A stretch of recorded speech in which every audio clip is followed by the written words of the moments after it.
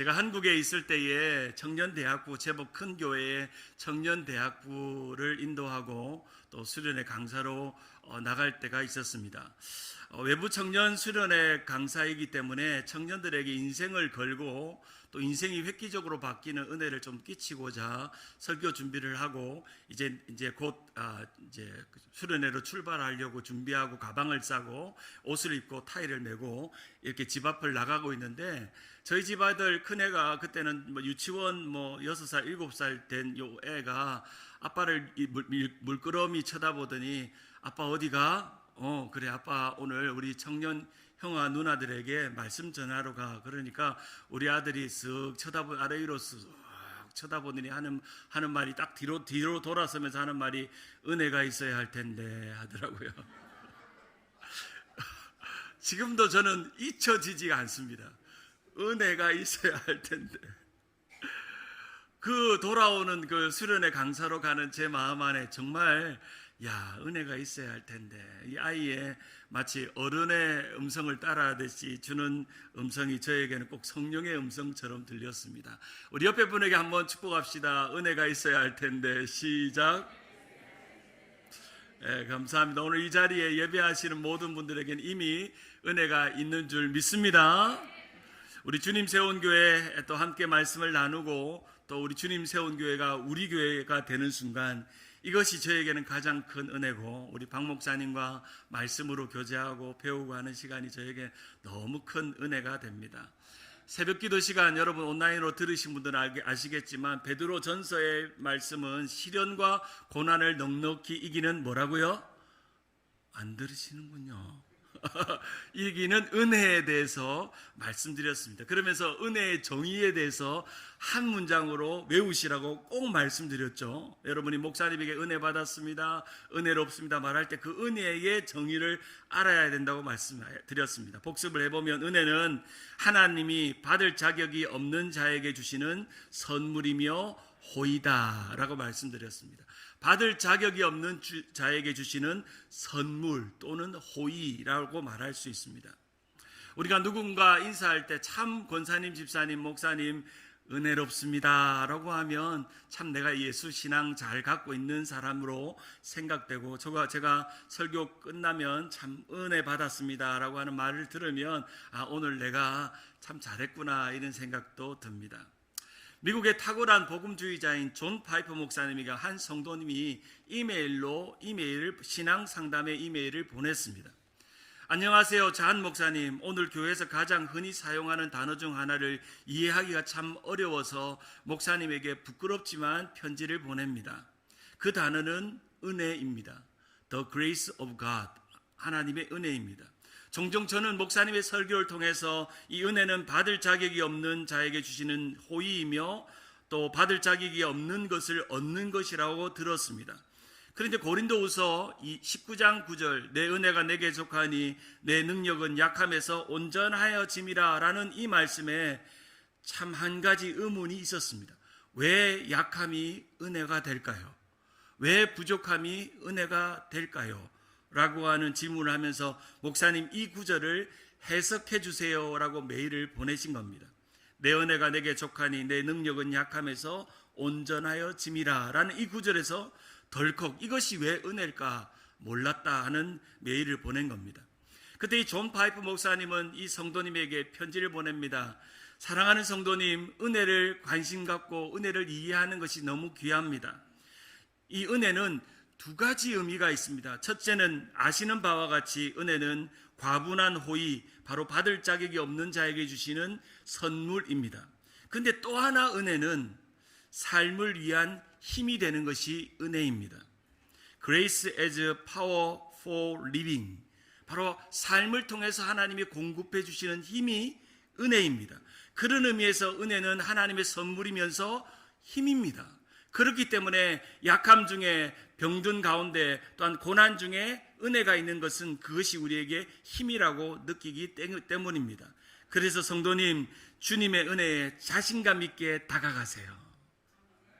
주님의 은혜에 자신감 있게 다가가세요. 주님의 은혜에 담대하게 다가가세요. 이렇게 편지를 보내셨습니다. 사랑하는 여러분, 오늘 이 자리에도 우리는 자격도 없고 공로도 없고 능력도 없고 약함이 있고 부족함이 있고 은혜 받아도 또 실패하고 은혜 받아도 또 범죄하고 은혜 받아도 연약하지만, 그러나 사랑하는 여러분, 오늘 이 아침에도 이 시간에도 이 예배의 시간에도 자신감 있게 담대하게 은혜의 자리로 다가가시기를 주님의 이름으로 축원합니다. 은혜의 자리로 다가가세요. 제가 그 예화의 글귀를 보면서 참 마음에 와닿았습니다. 내가 오늘도 부족하지만 연약하지만 죄를 짓지만 은혜로 다가가야 되겠구나. 우리가 잘 아는 것처럼 은혜는 하나님의 일방적인 사랑이요 일방적인 선물인 줄 믿으시기를 바랍니다. 우리가 어떤 공로가 있고 자격이 있고 또한 노력이 있어서 우리에게 은혜를 값으로 준 것이 아니라 우리는 거저받은 은혜를 받았다는 것입니다. 이것은 사람이 줄 수 있는 것도 아닙니다. 제가 말씀을 전하지만 여러분이 은혜 받는 것은 제가 주는 것이 아닙니다. 제가 설교를 준비하고 은혜를 충만해서 말씀을 전하지만 절대 저는 단 한순간도 제가 준다고 생각해 본 적이 없습니다. 하나님이 주십니다. 하나님이 주셔야 합니다. 하나님이 주실 겁니다. 하나님이 주십니다. 주옥 같은 찬송 속에는 이 은혜를 노래하는 찬송이 너무나도 많습니다. 은혜가 풍성한 하나님은 믿는 자 한 사람 한 사람 어제도 오늘도 언제든지 변찮고 보호해 주시네. 은혜 구한 내게 은혜의 주님, 은사 구한 내게 은사의 주님, 신유 구한 내게 신유의 주님, 나의 주님, 나의 마음속에 지금 오셨네. 나의 생명 되신 내 주님, 예수님 영원토록 모시네. 기쁨 넘치네. 할렐루야. 은혜 구하면 은혜 주시고, 또한 은사 구하면 은사 주시고, 신유 구하면 신유 주시고, 능력 주시면 능력 주시는 오늘 우리의 삶을 살아가는 힘, 삶을 살아가는 파워, 은혜의 능력인 줄 믿으시기를 바랍니다. 우리 원래는 은혜와 상관없는 사람이었습니다. 예수 믿고 구원받고 하나님의 백성이 되기 전에는 은혜 밖에 있었고 은혜에 제외됐었고 은혜의 아웃입니다. 그런데 지금은 은혜의 아웃일까요? 인일까요?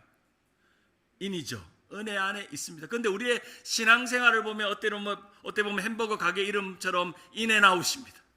어떨 때는 은혜의 아웃이었다가 삶이 고단하고 마음이 우울하고 답답하고 삶에 문제가 많으면 참 그 문제 때문에 휩싸여서 은혜 밖으로 나아가서 은혜 아웃에 있다가 또 믿음으로 구원으로 감격으로 살면 은혜의 인앤아웃입니다. 그래서 제가 이 햄버거 가게 이름 참 잘 지었다 생각이 듭니다. 인앤아웃.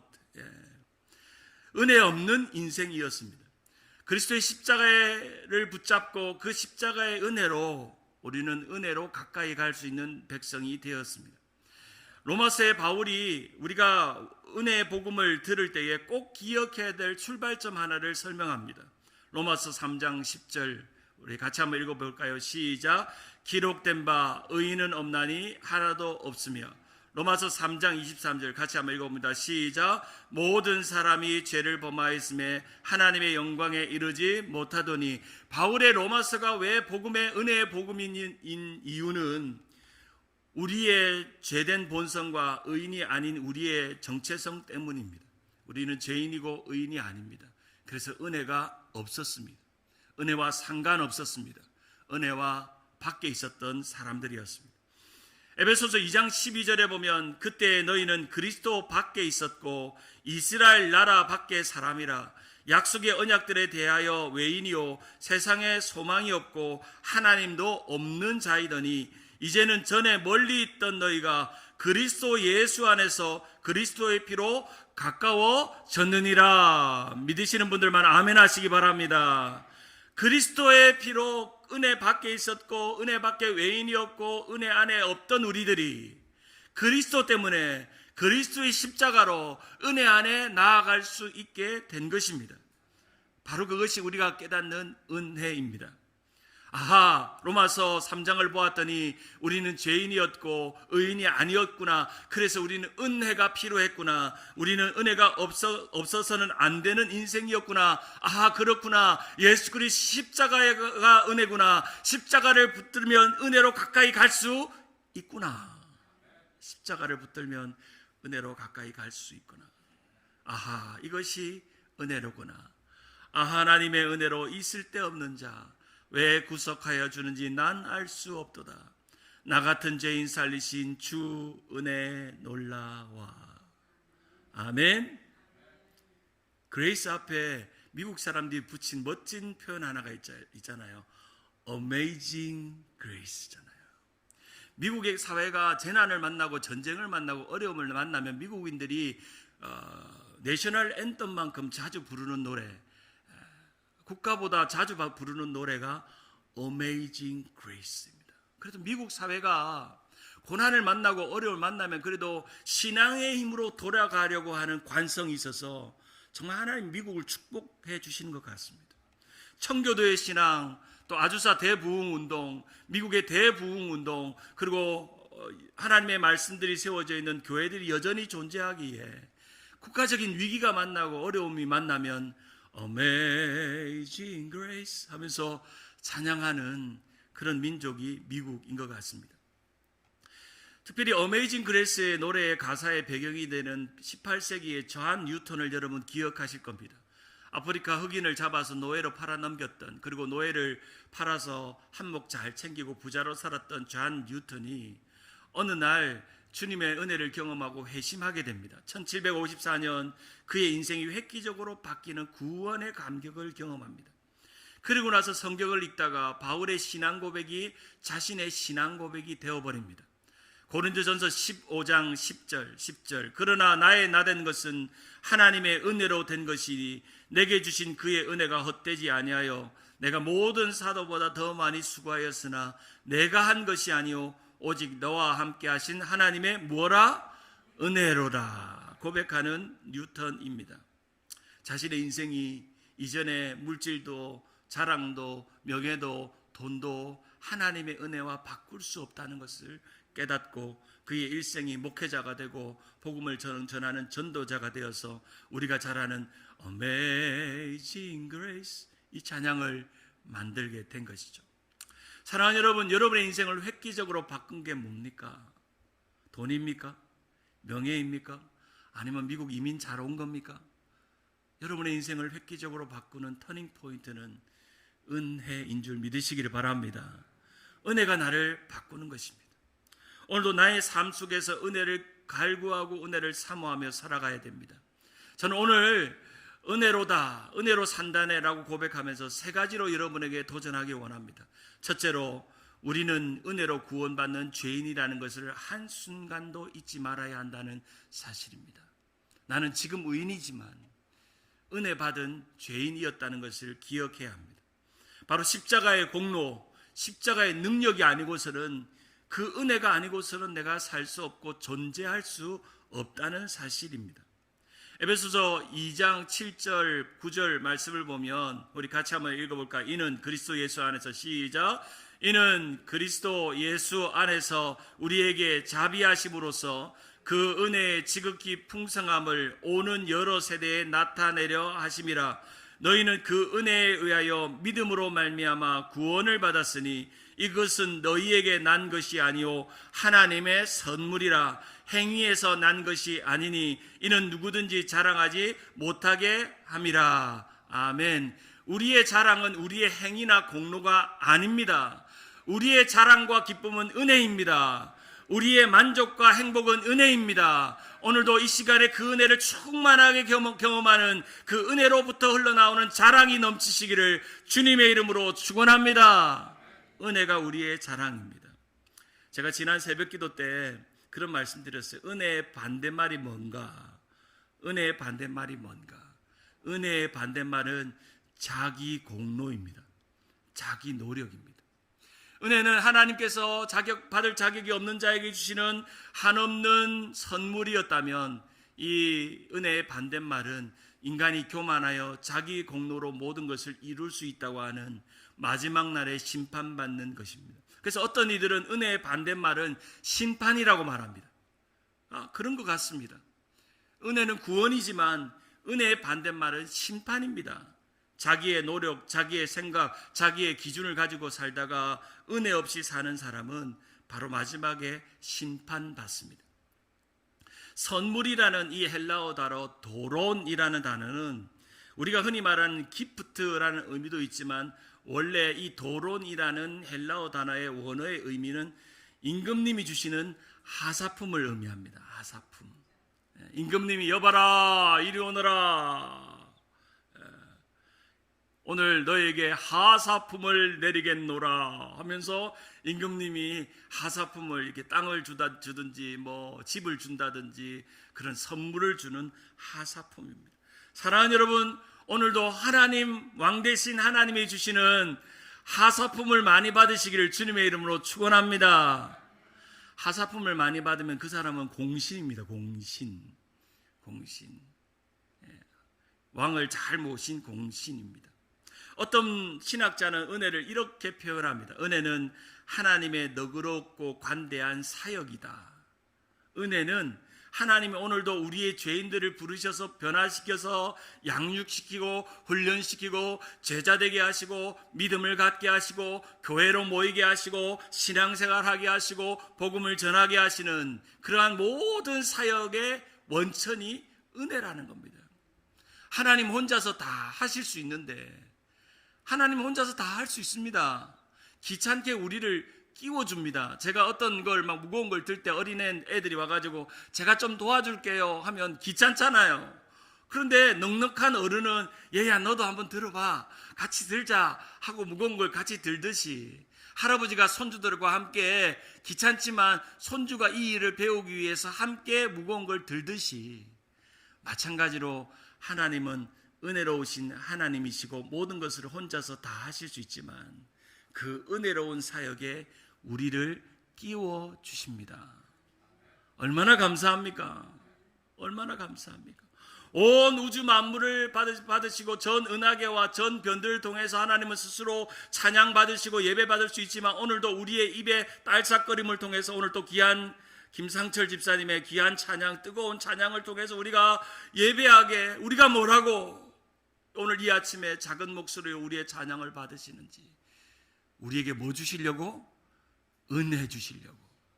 은혜 주시려고. 오늘도 우리에게 은혜를 주시기 위한 하나님의 관대한 사역입니다. 죄인의 자리에서 의인의 자리로, 그리고 죄인의 자리가 심판의 자리였는데 이제 은혜의 자리로 우리의 인생이 바뀐 것입니다. 우리는 꼭 기억해야 합니다. 우리는 은혜 없는 인생이었는데 이제는 내게 은혜가 있다. 할렐루야. 은혜가 있다는 것입니다. 디모데전서 1장 15절을 보면 바울은 자신이 얼마나 지독하게 은혜가 없는 인생이었든지 자신의 정체성을 이렇게 말합니다. 디모데전서 1장 15절, mit보다 모든 사람이 받을 만한 이 말이여, 그리스도 예수께서 죄인을 구원하시려고 세상에 임하셨다 하였도다. 죄인 중에 내가 괴수니라. 죄인 중에 내가 괴수다. 죄인 중에 가장 큰 죄인이라는 겁니다. 우리 좀 전에 말했던 어메이징 그레이스 노래를 지었던 존 뉴턴이 82세의 마지막 설교를 할 때 이렇게 성도들에게 설교했습니다. 사랑하는 성도님 여러분, 내 기억은 이미 희미해져 가고 지금도 똑똑히 기억하는 두 가지 사실만 남았습니다. 첫째는 내가 과거에 엄청난 죄인이었다는 것과, 또 하나는 그럼에도 불구하고 하나님은 나를 은혜롭게 베푸셔서 예수 그리스도를 통해서 나를 구원하셨다는 사실입니다. 나는 이 두 가지만 기억할 것입니다. 내가 죄인이라는 사실과 내가 그 예수 그리스도를 통해서 은혜를 받은 인생이라는 것. 여러분, 인생의 모든 것 다 까먹어도 괜찮습니다. 마지막 날 치매가 와서 다 잊어도 좋습니다. 병들고 또 믿음을 가지지 못하고 믿음을 잃어버릴 수도 있습니다. 그러나 이 두 가지 믿음을 잃어버리지 않으시기를 바랍니다. 내가 죄인이었다는 것과 내가 구원받은 은혜받은 백성이라, 하나님의 자녀라는 사실입니다. 존 뉴턴이 사망하기 전날 자신의 자식들이 존 뉴턴에게 평안하십니까? 라고 물으니까 이렇게 말했다는 겁니다. 나는 주님의 뜻에 만족합니다. 내 은혜가 내게 족합니다. 우리가 마지막 날 주님 앞에 갈 때에, 마지막 여러분의 임종 예배를 드릴 때에 사랑하는 아내와 사랑하는 남편의 손을 꼭 붙잡고 해야 할 마지막 유언은 내 은혜가 내게 족하다. 내 은혜가 내게 족하다 할 수 있는, 저는 우리 아버지, 어머님, 장인, 장모님에게 날마다 전화할 때마다 어머니, 아버지, 이제 천국 갈 날이 마지막 남지 않았습니다. 그러나 은혜는 놓지 마세요. 끝까지 은혜를 붙잡으세요. 삶이 힘들고 육신이 약해지고 아침에 먹는 약들은 수만 가지고 오늘 하루를 어떻게 살아갈지 몸이 흔들리고 화장실 가는 것도 걷기조차 힘드는 그 연약한 육신에도 매일매일 고백하세요. 내 은혜가 내게 족하다. 나는 죄인이고 나는 괴시지만 주님께서 오늘도 나를 예수 믿게 하시고 믿음을 갖게 하시고 믿음의 공동체에 살게 하시고 선교하게 하시고 복음 전하게 하시고 내 은혜가 내게 족하다. 날마다 하루에 수십 번 수백 번 고백하세요. 그러면 마지막 날 내가 숨이 끊어지는 그날 올 때 마지막 한마디, 내 은혜가 내게 족하다 고백할 수 있다는 것입니다. 지금부터 연습해야 돼요. 마지막 날 내가 딱 적어놨다가 내가 숨 넘어갈 때 짠 멋있게 말하고 천국 가야지 그러지 말고 지금부터 계속 내 은혜가 내게 족하다, 내 은혜가 내게 족하다, 내 은혜가 내게 족하다 고백하는 것입니다. 신약 성경에 보면 대비되는 두 기도의 사람이 있었습니다. 한 사람은 바리새인의 기도였고 한 사람은 세리의 기도였습니다. 바리새인들은 사람 앞에 외식을 나타내며 또한 그럴싸하게 기도를 너무너무 잘하는 사람들이었습니다. 율법에 투철했죠. 그런데 세리는 날마다 사람들에게 열등감과 두려움을 가지고 또한 죄인 취급당하면서 또 걱정하고 사람을 의식했던 사람이었습니다. 그러나 이 두 사람이 성전에 올라가 기도하는데 예수님은 이 세리의 기도를 칭찬하셨습니다. 무슨 차이일까요? 바리새인에는 율법이 있었습니다. 성경을 알았습니다. 구약을 알았습니다. 세리는 율법도 잘 모르고 그냥 사람들에게 비난받는 죄인이라고 취급받는 욕받는 사람이었습니다. 누가복음 18장 13절에 보면 세리의 기도가 이렇게 등장합니다. 세리는 멀리 서서 감히 눈을 들어 하늘을 쳐다보지 못하고 다만 가슴을 치며 이르되 하나님이여 불쌍히 여기소서 나는 죄인이로소이다 하였느니라. 이 세리의 기도는 단순했습니다. 하나님 나를 불쌍히 여기소서 나는 죄인입니다. 하나님 나를 불쌍히 여기소서. 사람들이 나를 죄인이라고 손가락질합니다. 네 맞습니다. 저는 죄인입니다. 주님 나 불쌍히 여겨주세요. 기도했다는 것입니다. 이와 반해서 바리새인은 어깨를 꼿꼿이 새기고 회당 어귀에 나와서 사람들 앞에 그럴싸한 모습으로 그럴싸한 언어로 기도하는 바리새인들이었습니다. 이 바리새인의 기도와 세리의 기도의 차이점이 뭘까요? 바리새인의 기도에는 없고 세리의 기도에는 있는 것이 뭘까요? 그것은 바로 은혜입니다. 은혜. 바리새인의 기도와 삶에는 율법은 있었는데 은혜가 없었습니다. 율법을 잘 배우고 투철했는데 그래서 그럴싸하게 긴 문장을 외워서 기도했는데 은혜가 없었습니다. 그러나 이 세리는 율법도 모르고 기도하는 방법도 모르지만 한 문장 하나님 나를 불쌍히 여기세요. 나는 죄인입니다 라고 하는 이 은혜가 있었습니다. 자신의 죄인됨을 고백하는 은혜가 있었습니다. 사랑하는 여러분, 오늘도 우리가 모두가 세리와 같은 기도를 드리기를 주님의 이름으로 축원합니다. 너무 심플합니다. 우리의 기도는 너무나도 심플합니다. 어떤 분은 그래요. 목사님 저는요 기도를 할 줄 몰라요. 목사님 저는요 새벽 기도하는데요 10분, 20분, 30분 기도할 수 없어요. 그러면요 길게 기도하려고 생각하지 마세요. 짧게 하나님 오늘도 나를 불쌍히 여겨주세요. 저는 죄인입니다. 내 은혜가 내게 족합니다.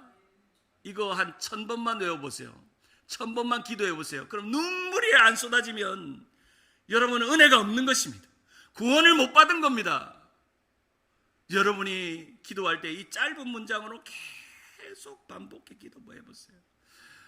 저는 기도가 막힐 때 때로는 은혜에서 멀어졌다고 느낄 때마다 단순하게 기도합니다. 하나님 나를 불쌍히 여겨주세요. 저는 죄인입니다. 주님 제 은혜가 내게 족합니다. 계속 한 10번을 외우기도 전에 한 5번 외울 때 내 눈에서 눈물이 터집니다. 주님 감사. 네. 놀라운 비법입니다. 제가 오늘 대단한 비법 하나 가르쳐 드린 거예요. 하나님께 불쌍히 여기는 세리의 같은 마음. 우리가 기억해야 될 것은 우리가 하나님의 은혜로 구원받고 우리는 구원받은 죄인이라는 것을 꼭 기억해야 합니다. 두 번째로 우리는 은혜로만 참 그리스도인으로 자라갈 수 있습니다. 성경에 등장하는 많은 기독교 용어 중에 은혜라는 단어가 어쩌면 제일 많이 나오는 단어일 겁니다. 구약에 156번, 신약에 132번, 합쳐서 약 300번 가까이가 은혜라는 단어가 등장합니다. 그 중에 가장 많이 이 은혜를 사용한 사람이 누굴까요? 바로 신약 성경의 사도 바울입니다. 86번이나 그리고 이 은혜를 사용합니다. 그래서 바울의 별명은 이방인의 사도이면서 은혜의 사도입니다. 구약의 단어 이 은혜라는 단어는 히브리어 헨입니다. 헨. 바로 호의, 은총 그런 의미 있는데 이 히브리어 단어 헨이라는 의미를 더 조사해 보니까 매력적이고 아름다움이라는 단어가 있습니다. 매력적이고 아름답다. 이 헨이라는 단어가 구약 성경 6장 8절에 처음 등장하는데 누구에게 이 은혜라는 단어가 사용되냐면 창세기 6장 8절에 보면 그러나 노아는 여호와께 은혜를 입었더라. 노아가 어떤 사람이에요? 노아가 하나님의 말씀에 순종하며 방주를 짓고 하나님의 구원할 백성들을 초청했지만 자신의 가족들만 구원받고 또한 하나님의 구출을 받은 그런 사람이었잖아요.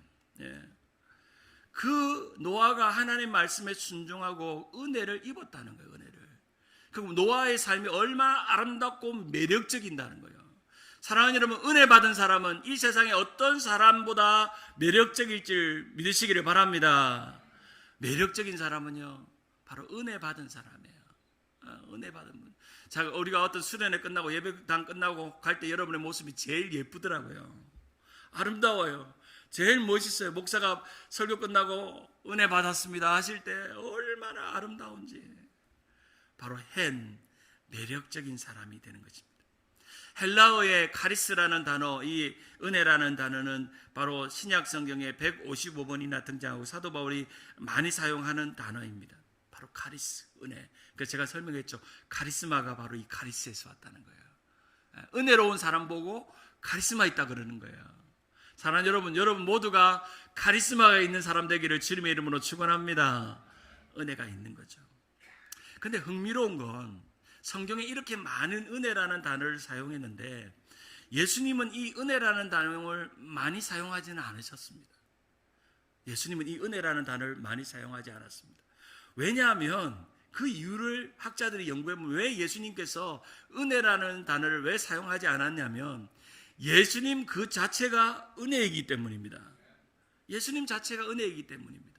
요한복음 1장 14절 보면 말씀이 육신되어 우리 가운데 거하심에 우리가 그의 영광을 보니 아버지의 독생자의 영광이요 은혜와 진리가 충만하더라. 바로 예수님이 은혜와 진리이십니다. 믿으십니까?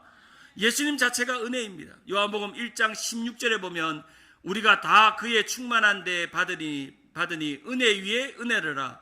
율법은 모세로 말미암아 주어진 것이요 은혜와 진리는 누구로 말미암아 온 것이라? 예수로 말미암아 온 것이라고 말씀합니다. 바로 예수로 말미암아 은혜와 진리가 왔다 하는 것입니다.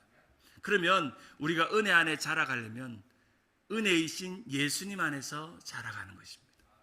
예수님의 성품을 닮아가고 예수님의 은혜를 사모하고 그래서 예수님 은혜 안에서 나의 인격과 성품과 말이 바뀌는 그런 삶이 되는 것입니다. 어느 때보다 지금은 은혜가 절박히 필요한 때입니다.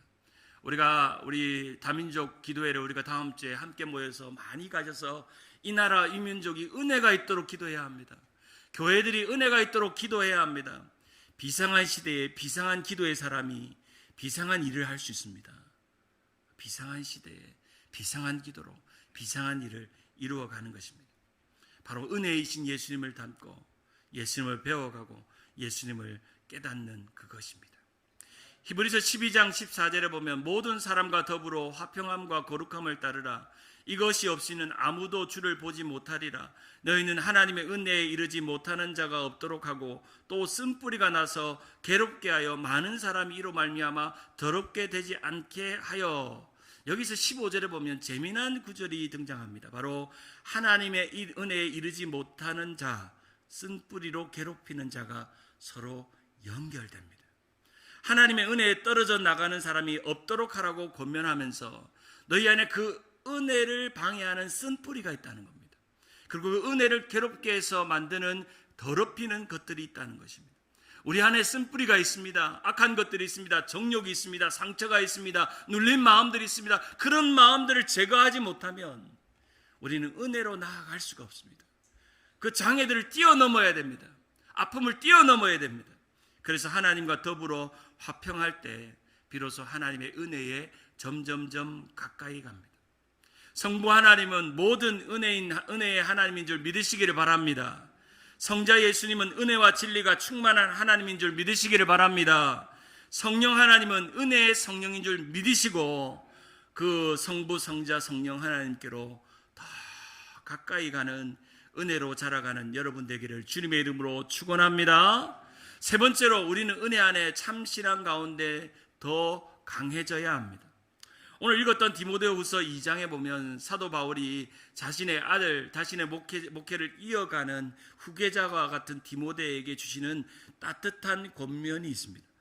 바로 디모데후서 2장 1절에 우리 같이 한번 읽어볼까요? 2장 1절 시작. 내 아들아, 그러므로 너는 그리스도 예수 안에 있는 은혜 가운데 강하고 또 내가 많은 증인 앞에서 내게 들은 바를 충성된 사람에게 부탁하라. 그들이 또 다른 사람들을 가르칠 수 있으리라. 너는 그리스도 예수의 좋은 병사로 나와 함께 고난을 받으라 말씀합니다. 여기서 너는 그리스도 예수 안에 있는 은혜 가운데 강하고 나와 함께 고난을 받으라고 말씀합니다. 영어로 말하면 be strong in grace. 한번 따라할까요? be strong in grace. be strong in grace. 이제 젊은 목회자인 디모데에게 바울이 자신의 교회와 성도들을 잘 이양하고 맡기면서 한 가지 목회의 은혜를 다 경험하고 산전수전 다 경험했던 그 믿음의 바울이 사랑하는 아들 같은 디모데에게 Be strong in grace. 은혜 안에 강해야 돼. 그거밖에 없어 라고 말하는 것입니다. 종종 어떤 성도님들이 이렇게 말할 때마다 참 은혜로울 때가 있습니다. 목사님, 지난 한 주간 너무 힘이 들었습니다. 어찌 그리 일이 안 되는지, 어찌 그리 사건 사고가 많은지, 어찌 그리 해프닝이 많은지, 이거 하나 터지면 이게 또 터지고, 또 이게 말썽 부리면 저게 또 말썽 부리고, 그렇게 참 어려웠는데 목사님, 오늘 그래도 제가 은혜가 있습니다.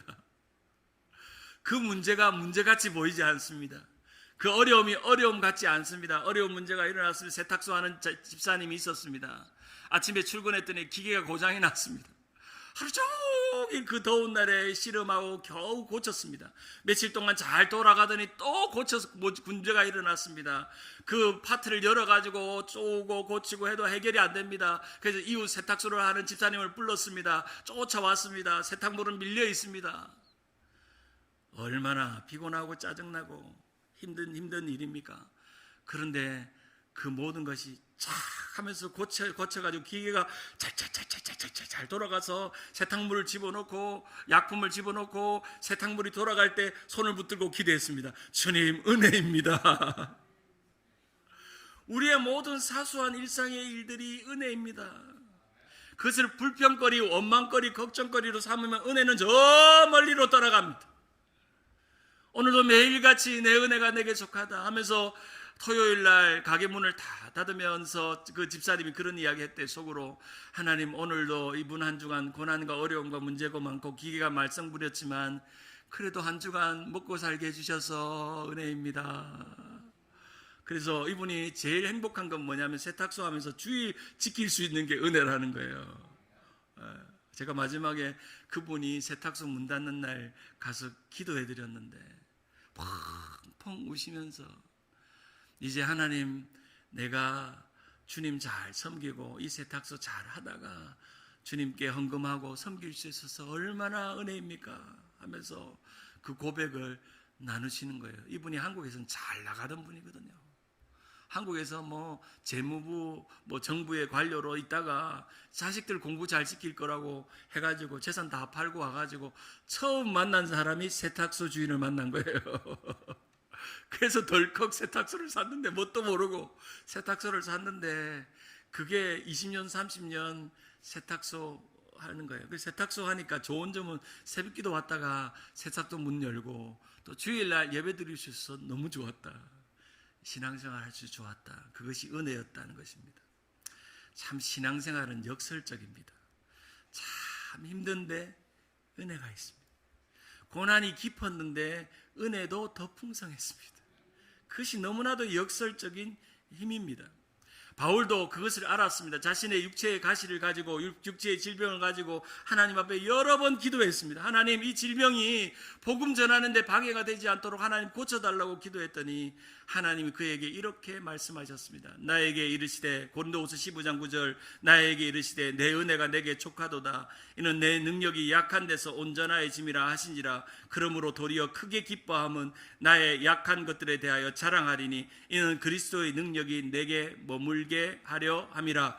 그러므로 내가 그리스도를 위하여 약한 것들과 능력과 궁핍과 박해와 곤고를 많으니 기뻐하노니 이는 내가 약한 그때에 뭐하니라? 강함이라. 믿으십니까? 이 말씀이 여러분의 말씀입니까? 여러분의 삶입니까? 여러분의 은혜입니까? 그럼 됐습니다. 충분합니다. 내가 약하고 어려운데 기쁩니다. 내가 약하고 어려운데 내가 강합니다. 그렇게 하면 모든 것이 된다는 사실입니다. 은혜 안에 강해야 합니다. Be strong in grace. 저는 박 목사님을 이어서 목사님이 마지막 스포트를 달리고 있습니다. 피니치를 향해서 달릴 때 제가 저 멀리서 목사님 바톤을 받기 위해서 이제 6개월 동안 같이 뜁니다. 여러분 릴레이 하는 거 보셨죠? 이 같은 속도로 뛰어야 돼요. 그래서 바톤을 놓치면 큰일 나잖아요. 이번에 미국 그 올림픽 선수가요, 그렇게 결승전에 가지고 바톤을 놓친 거예요. 그래갖고 실격, 금메달을 못 땄어요.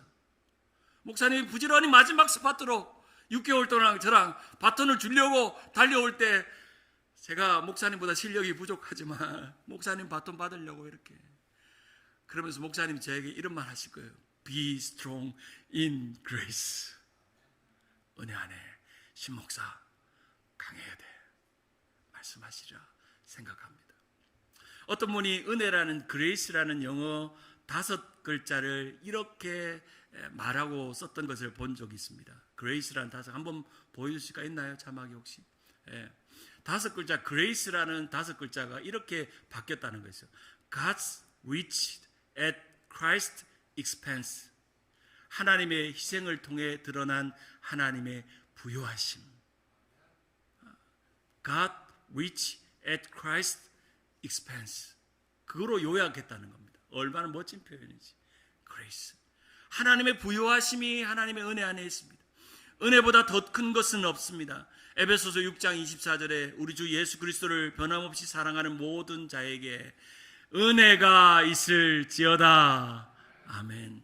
말씀을 맺습니다.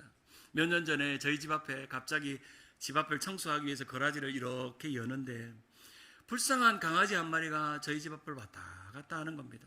보니까 며칠 동안 굶주린 것 같습니다.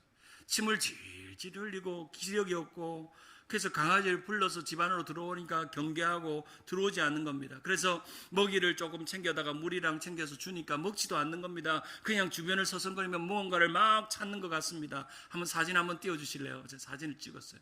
혹시 있나요? 있으면, 없으면 그냥. 네, 이 강아지가 이제 막 서성거리는데 보니까 목에 태그가 하나 달려있어요. 보니까 전화번호랑 이름이 달려있어요. 이름 보니까 폴이라고 되어 있어요. 전화번호가 어떻게 적혀 있어요. 그래서 이 전화번호를 가지고 그 자리에서 전화를 했습니다. 전화를 안 받아요. 그래서 텍스트 메시지를 넣었습니다. 혹시 사진을 찍어가지고 강아지 얼굴을 딱 비춰가지고 사진을 찍어, 이 강아지 네 강아지 맞나? 이 강아지가 니를 찾는 것 같다. 한번 이 전화 받으면 텍스트 메시지를 주든지 우리 집은 여기인데 한번 찾아와 줄 수 있느냐라고 문자를 보냈더니 30분 후에 문자가 왔습니다. 자기 강아지가 맞대요. 그리고 자기 이름은 폴이래요. 개 이름이 폴이 아니라 주인 이름이 폴인 거예요. 폴이래요. 저는 개를 보고 폴 하니까 얘가 못 알아듣더라고. 그러니까 주인 이름이 폴이었던 거예요. 주인 이름을 보고 자기는 폴이라고, 안 그래도 개 태그에 보니까 주인 이름이 있고 폴이 있더라 하면서 이제 기다렸어요. 개를 이렇게 거라지에 도망 못 가게 붙들어 매고 있으니까 주인이 자동차를 타고 슉 오는 겁니다. 건너편 아파트 단지에서 온 거예요. 와가지고 봤는데 그 기력이 없고 침을 질질 흘리고 이빨도 다 빠져있는 이 강아지가 주인 왔다고 어쩌는 줄 아십니까? 꼬리를 탁 치켜 세우더니 꼬리를 흔들면서 엉덩이를 흔들면서, 제가 흉내를 못 내겠네요. 흔들면서 자기의 온 힘을 다해서 자기 주인에게 춤을 추면서 가는 거예요. 그리고 막 번쩍번쩍 점프를 하면서 주인 왔다고 막 점프 하는 거예요. 그러면서 주인은, 이 아이가 일주일 전에 집을 나갔는데 일주일 동안 헤매다가 그 건너편 아파트 단지로 얘가 온 거예요. 아주 주인이 찾고 너무 고맙다고, 너무 좋은 사람이라고 저희들에게 하고, 집에 돌아가서 아이를, 그 개를 깨끗하게 씻긴 사진을 저에게 보내왔어요. 자, 그 장면을 보는 순간 이 강아지가 제 모습 같은 거예요. 주인 잃어버려 살았던 죄인된 내 이전의 모습 같은 거예요. 주인 없이 버려진 인생, 주인을 만나면 인생이 바뀌어서 기뻐하고 꼬리를 흔들듯이 나는 얼마 우리 주님 만나면 꼬리 흔들고 얼마나 기쁘게 예배하고 있는가, 내 자신을 돌아보는 거예요. 우리 목사님 늘 우리 교회는 날마다 춤추고 예배하는 교회가 되기를 바랍니다. 할렐루야. 여러분, 우리는 우리 주님을 알기 때문에 은혜가 어디서 흘러오는지 압니다. 그래서 우리는 주님 앞에 나가면 부끄러울 것이 없어요. 체면이 없어요. 주님, 내가 주님 사랑합니다. 내가 주님 기뻐합니다. 내게 은혜 주셨군요. 할렐루야, 할렐루야. 찬양하는, 마치 집 잃어버린 강아지처럼 우리는 주님 만나서 수지 맞고 기쁜 덕본 인생인 줄 믿으시기를 바랍니다. 오늘 시간 이 말씀을 통해서 우리 교회가 은혜 안에 강해지는 교회가 되기를 바랍니다. 은혜 안에 자라가는 성도들이 되기를 바랍니다. 우리의 지난날 죄인 됐던 우리의 삶을 돌아보고 고백하고 찬양하는 우리 모두가 되기를 주님의 이름으로 축원합니다.